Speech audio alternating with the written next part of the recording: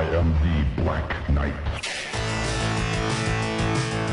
I'm Brian Schmidt, and I probably was best considered like the lead composer, sound designer on Black Knight 2000.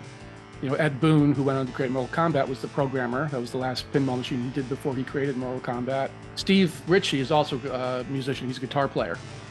But obviously I made the bass line. That's kind of my thing. Steve knew he wanted a choir of heavenly angels in the game. But that's about as far as the direction went for that. Ed Boon and I started about the same time at Williams, and we actually got to be pretty good friends. He ended up being my best man.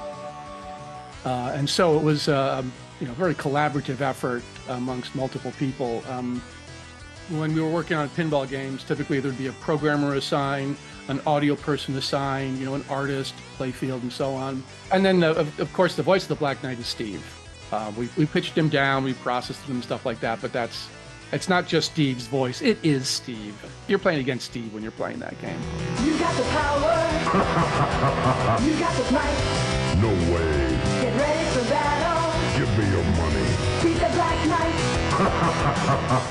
Look from front. I actually found the original sheet music for the main theme for Black Knight 2000. Somewhere I've got, here's the beginnings of the bass line down here.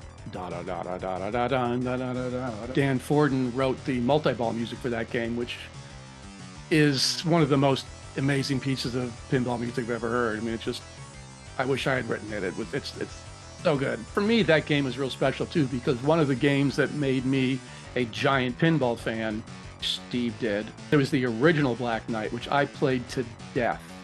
And so for me, to be able to work on Black Knight 2000 is like, wow, this is really cool. Like, I'm not worthy, you're Steve Ritchie. I was a huge Yes fan, and so there's a little bit of Chris Squire in everything that I write, I think. So as far as like a leading bass line as almost the melody in the beginning, that's probably what that's from. I guess that's what my big influence that is. Everything I do sounds like prog rock. I guess my claim to fame after Black Knight is I did the start sound for the original Xbox. So when you power up the Xbox and it makes that kind of wom wom wom, that was me. I have to admit, I really miss the days at Williams working with like Steve and DeMar and Chris Granner. I learned so much. Actually, funny, I just saw Chris Granner 2 nights ago. I was in Chicago, and he and Bill Parad were there, and the three of us were together for the first time since I think probably '88. It just feels fun to be a part of a great iconic game.